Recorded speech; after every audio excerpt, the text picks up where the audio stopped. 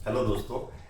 हिंदुस्तान में कश्मीर से लेकर कन्याकुमारी तक लोग अलग अलग प्रकार का खाना खाते हैं। कोई वेज, कोई नॉन वेज, बहुत कुछ है। लेकिन सबकी थाली में एक चीज़ बड़ी कॉमन होती है, वो होती है चटनी। तो आज मैं लेके आया हूँ आपके लिए फ्रेश चटनी की रेसिपी। खुशबू ऐसी कि पूरे घर को महका दे।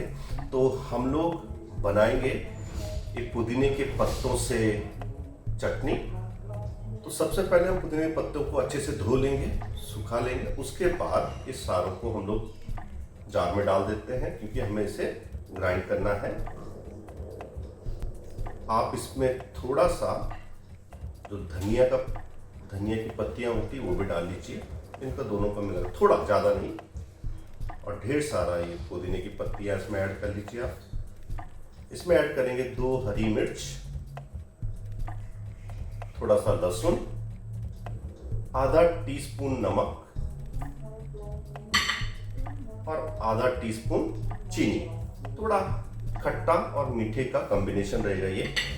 और इमली, जिसको थोड़ा सा भिगो के रखा हुआ है, इसको भी हम ऐड करेंगे इसमें।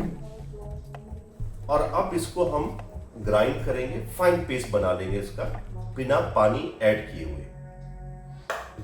इसको हमने अच्छे से ग्राइंड कर लिया है। अब इसको हम कटोरी में डाल लेते हैं।